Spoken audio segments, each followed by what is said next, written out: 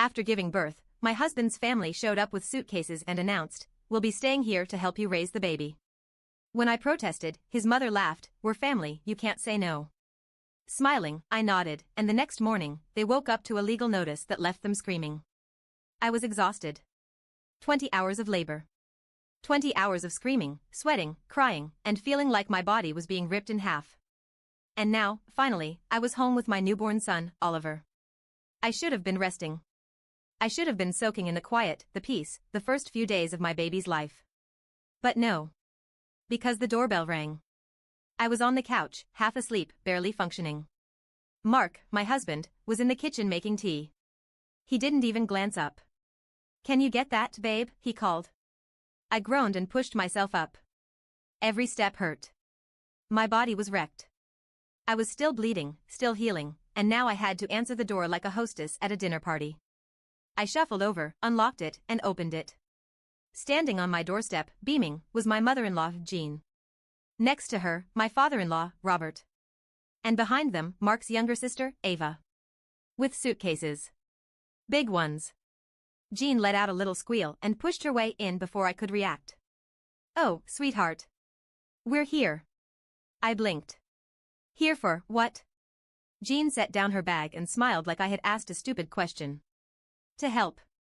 You just had a baby. We figured you'd need all hands on deck." Robert strolled in like he owned the place, whistling. "Long drive," he muttered, dropping his suitcase in the middle of my living room. "What's for dinner?" Ava yawned dramatically, dragging her suitcase past me. "Which room am I staying in?" I stood there, gripping the door handle so hard my fingers ached. What is this?" I turned to Mark, who had finally wandered in, sipping his tea like it was just another Tuesday. Jean laughed and patted my shoulder. "Sweetie, don't be silly. You just gave birth. You can't handle everything alone. We'll be staying here for a while to help you out." I stared at Mark, waiting for him to tell them no. To stand up for me. To say, "Mom, Dad, Ava, you can't just show up unannounced with luggage like you're moving in." But he didn't. He scratched the back of his head and gave me an awkward smile. "They just want to help, babe." "Help. Right." I forced a smile. "Of course. Your family. Make yourselves comfortable." Jean beamed. "See? I knew you'd understand." I turned and walked to the nursery, gently closing the door behind me. I picked up Oliver, held him against my chest, and whispered, "It's okay, baby. Mommy's got this." I didn't sleep that night. Jean barged into the nursery every single time Oliver cried. The first time, it was just after midnight. I had barely dozed off when his little wails filled the room. I got up, wincing from the pain, and reached for him, only for Jean to swoop in, snatching him up like I wasn't even there. "You're picking him up too fast," she scolded. "You'll spoil him." I gritted my teeth. "He's a newborn." She ignored me and rocked him dramatically, whispering some nonsense about how babies needed to self-soothe. The second time, it was 2 a.m. I had just changed his diaper when she strolled in again. "Oh, honey," she sighed, watching me swaddle him. "You're doing it all wrong." She unwrapped him and reswaddled him like I was some kind of idiot. The third time, it was 4 a.m. I was breastfeeding, half asleep, when she walked in, shook her head, and actually tried to adjust how I was holding my own baby. "Jean," I said, my voice dangerously low. "Go to bed." She patted my shoulder and smiled. "I'm just trying to help." Help. That word again. By morning, I was dead on my feet. I walked into the kitchen and found Robert sprawled on my couch in his underwear, watching the news like he lived here. Jean was making coffee. Ava was sitting at my dining table, scrolling through her phone. Not one of them acknowledged me. Not one of them thanked me for letting them crash in my house. Not one of them asked how I was doing. And that's when it hit me. They weren't here to help. They were here to move in. I grabbed my phone and walked outside, dialing the only person I knew who would understand. Lily. My best friend. My lawyer. She picked up on the first ring. "You sound dead inside," she said by way of greeting. "My in-laws showed up with suitcases," I whispered. "They said they're staying here to help me adjust." Silence. Then, "Oh, hell no." "Yep." She exhaled sharply. "House is in your name, right?" "Yeah." Lease? Yep. Perfect, she said. Check your email in an hour. I went back inside, smiling. That day was a nightmare. Jean criticized everything I did. Ava turned the guest room into her personal hangout, blasting music on her laptop. Robert took a nap in my bed. My actual bed. He just waltzed in, climbed under my blankets, and snored for 3 hours. And Mark? Mark did nothing. Nothing. By evening, Jean made a special announcement at dinner. We've decided, she said, cutting into the steak I cooked, because of course I still had to make dinner, that we'll be staying until Oliver is at least 3 months old. Maybe longer. I nodded. Smiled. Said, of course, Jean. Your family. She beamed. And the next morning, they woke up to a legal notice. Jean screamed. It was 7 a.m. I had just put Oliver down after a long night when a blood-curdling shriek came from the living room. I didn't even flinch. I took my time, stretched, and walked out to find Jean gripping the eviction notice like it was a death sentence. She whirled on me. What the hell is this? I yawned. A legal notice. You have 48 hours to leave. Robert sat there, blinking at the paper, his face turning red. You're evicting us? Ava rubbed her eyes, scrolling through her phone. Is this even real? Jean shook the paper at me like that would somehow erase it. You can't do this. We're family. There it was again. That word. I crossed my arms. Jean, you didn't ask to move in. You invaded my house. You've been treating me like I'm some clueless child when I just gave birth. You don't respect my space. You don't respect me. I want you out. Her face twisted in rage. Mark, she shrieked. Say something. Mark, standing in the corner, looked half asleep. He was still in his sweatpants, rubbing his face. I waited. This was it. The moment he could step up, proved to me that he was my partner, that he saw what they were doing. He took a deep breath. Mom, maybe you guys should leave. Jean's mouth dropped open. Excuse me? Mark shifted uncomfortably. I mean, it's her house. And, we did just have a baby. She needs space. Jean turned red. She needs us. She needs rest, Mark muttered. And you keep barging into the nursery. Jean's eyes narrowed. I raised you. And this is how you treat me? I could practically see the guilt washing over him. I knew Jean. Knew how she worked. She didn't argue, she manipulated. She made herself the victim until everyone bent over backward to make her feel better. Mark was faltering. I spoke before he could. You have 48 hours, I said coldly. Or I call the sheriff. Jean opened her mouth, then snapped it shut. She knew I wasn't bluffing. And for the first time, she had nothing to say. They stormed off. I could hear Jean and Robert whisper yelling in the guest room while Ava sat on the couch, looking pissed. I went back to my room and locked the door. 2 hours later, Mark came in, looking miserable. Mom's really upset, he mumbled, sitting on the bed. I said nothing. She feels like you don't appreciate her, he tried again. Like she's being discarded. I laughed. Not a happy laugh. Not a funny laugh. A laugh that said, are you seriously saying this to me right now? Mark, I said slowly. Your mother showed up with luggage and announced she was moving in. She hijacked my house, ignored every boundary, and acted like I was a bad mother in my own home. And now she feels discarded? He rubbed his temples. I just don't want things to get ugly. I stared at him. They already are ugly. He sighed. Maybe we can compromise? Compromise what? I snapped. My house? My recovery? My right to raise my own baby without your mother breathing down my neck? She just wants to help, stop, I cut him off. If you say that word one more time, I swear to God, we glared at each other. And then, the yelling started. I don't even remember everything we said. I was too angry. Too hurt.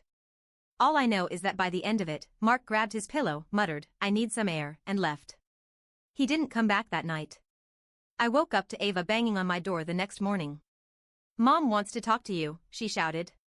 I ignored her. She's calling a family meeting. I rolled my eyes. Of course she is. I got up, changed, and walked into the living room, where Jean sat stiffly on the couch, holding a cup of tea like she was the Queen of England. Robert sat beside her, arms crossed. Ava sat with her legs tucked under her, scrolling on her phone. Mark stood near the window, looking uncomfortable. Jean took a deep breath, then smiled. It was the fakest smile I'd ever seen. I think we got off on the wrong foot, she said sweetly. I sat down, crossing my legs. Do we need to go over the part where you trespassed into my home, insulted my parenting, and refused to leave? Her smile twitched. We thought we were welcome. I raised an eyebrow. Did I invite you? Silence. Exactly, I said. So what's this meeting about? Jean sighed dramatically. Mark and I talked. She glanced at him. And we think it would be best if we all worked together to find a solution. I scoffed. A solution? The solution is you leave. Jean shook her head. That's not an option. I blinked. Excuse me? Robert cleared his throat. Legally, yes, you can kick us out, he admitted. But that would cause a lot of problems. I narrowed my eyes. What kind of problems? Jean set her cup down. Mark would be put in a very difficult position. Family isn't something you can just throw away. Oh. Oh, I see now. This wasn't just about staying. This was a threat. Ava smirked. Jean leaned forward, clasping her hands. We can make this easy, dear. We stay. We help. You don't have to do this alone. And Mark? She gave him a pointed look. You won't have to choose sides. Mark shifted uncomfortably. Mom, this isn't of course it is, Jean said smoothly. A marriage is about compromise, isn't it? And that's when I knew. She was trying to manipulate him against me. But she made a mistake. She thought I was weak. She thought I would fold. She thought I would let her win. I smiled. A slow, sharp, knowing smile. And I said, okay, Jean. You want to play this game? Let's play. Jean smiled like she had already won. Like I was some weak, exhausted new mother who would bend to her will if she applied just the right amount of pressure. I had to bite my tongue to keep from laughing. This woman thought she was playing chess, but I was about to flip the whole damn board. I leaned forward, mirroring her pose. All right, Jean. Let's make this interesting. You want to help, right? Her eyes glowed with triumph. Of course, dear. We only want what's best for you and the baby. Perfect. I smiled sweetly. Then let's put it to the test. We'll see just how helpful you really are. Jean faltered for half a second. What do you mean? I stood up, stretching. Well, since you're so eager to lighten my load, I made a list. I pulled a notepad from the kitchen counter and slapped it onto the table in front of her. Jean blinked. A list? A to-do list. I beamed. Laundry, deep cleaning, groceries, meal prep, night feedings, oh, and I have a ton of postpartum care needs that require attention. Since you insist on staying, you can take care of all of it. Jean's face dropped. Well, and don't forget Ava, I interrupted. She's been sleeping in. Must be nice. But if she wants to stay here rent-free, she can take over all the diaper changes and bottle washing. Ava sat up. What the hell? I ignored her and turned to Robert. And you. Robert's mouth was full of toast. He froze mid-chew.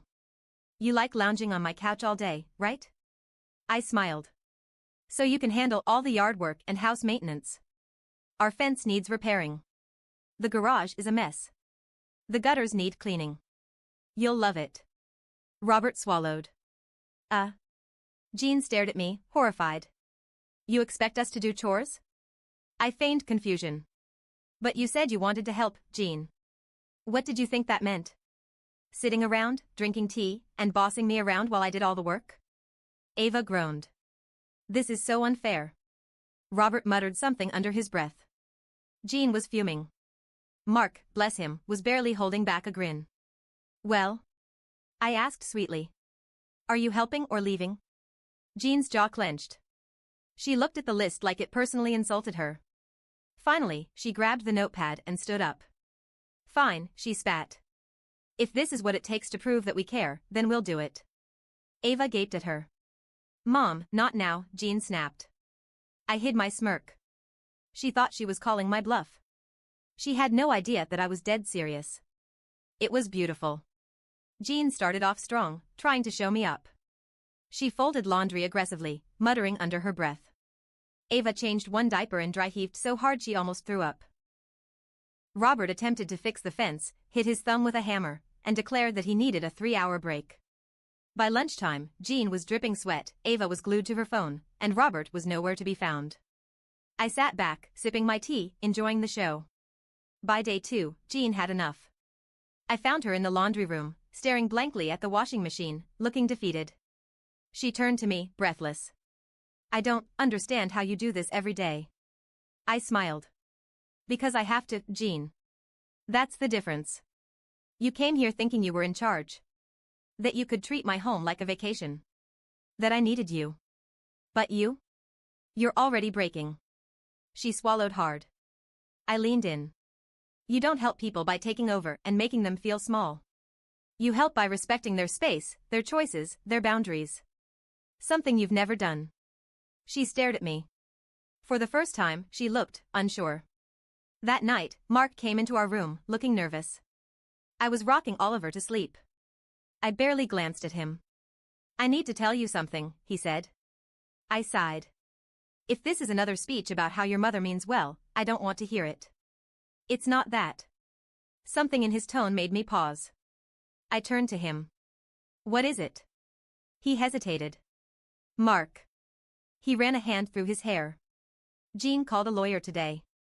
My stomach dropped. What? He exhaled. She wants to fight for grandparents' rights. I went ice cold.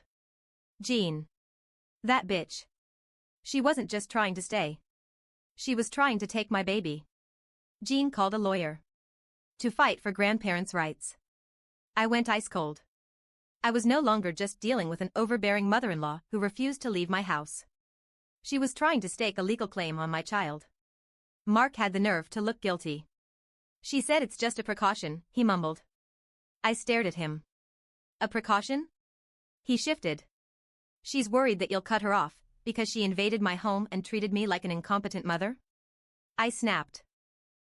Because she's been undermining me since the second Oliver was born? Because she thinks she gets a say in how I raise my child? Mark flinched. I don't think she actually wants custody. She just wants control, I cut him off. And you knew about this, didn't you? Mark's silence told me everything I needed to know.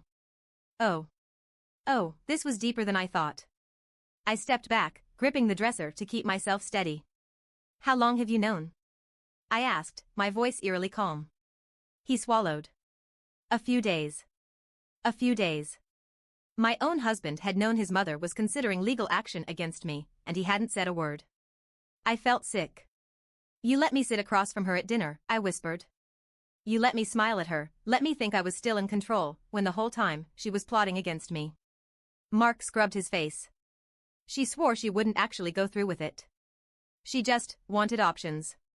I laughed. A harsh, humorless sound. You let her, I said. You let her get away with this. Just like you always do. I didn't think she'd, of course you didn't. I shook my head. Because you never think, Mark. You never stand up to her. I took a shaky breath. But I will. And then, I walked out. Jean was in the kitchen, sipping her tea like she hadn't just threatened my entire world. Ava was texting. Robert was pretending to read a newspaper. They all looked up when I entered. I didn't bother with pleasantries. So, Jean, I said, voice like ice. When were you planning to tell me that you hired a lawyer? Silence. Jean blinked. Excuse me? Don't play dumb, I snapped. Mark told me everything. You're looking into grandparents' rights. Jean set her tea down with a soft clink. Now, dear, don't dear me, I hissed. You're trying to take my baby. She sighed, like I was being difficult. You're being dramatic. I would never take Oliver away from you. Then why the hell did you talk to a lawyer? Jean folded her hands.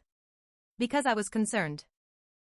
You've been so hostile lately, and I needed to make sure I'd still be able to see my grandson. I stared at her. Hostile?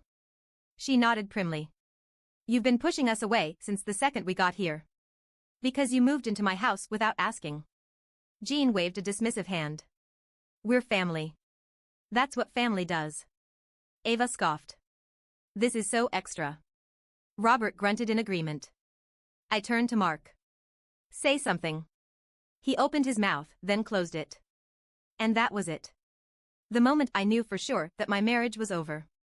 Mark was never going to stand up for me. He was never going to pick me. So I made a decision. I inhaled sharply, then smiled. Okay, I said. You want legal involvement? Let's go all in. Jean frowned. What do you mean? I pulled out my phone. I mean, I'm calling my lawyer. She stiffened. That's not necessary. Oh, but it is, I said sweetly. Because I'll be filing a restraining order. Jean's face drained of color. Ava gasped. Robert dropped his newspaper. Don't be ridiculous, Jean snapped. Oh, I'm dead serious, I said. You've overstepped for the last time. You're a threat to me and my child. And Mark? I turned to him. You need to decide right now whose side you're on. His mouth opened and closed. He looked at Jean, then at me. And I knew. I knew he was never going to choose me. I nodded slowly. Understood. Then I turned, walked into the bedroom, and started packing. I left that night. I packed up Oliver, grabbed the essentials, and called Lily, who told me I could stay with her. Mark didn't try to stop me. Jean ranted about how I was tearing the family apart. Ava rolled her eyes. Robert said nothing. I ignored all of them. I walked out the door, strapped Oliver into his car seat, and drove away without looking back. I filed for divorce a week later. I got sole custody. And Jean? She tried to push her grandparents' rights case. But she lost. Because the judge saw what I had seen all along, she wasn't a concerned grandmother. She was a control freak who didn't know when to stop. Mark tried to reach out months later. Said he regretted everything. I never responded. Some betrayals can't be undone. And some people don't deserve second chances.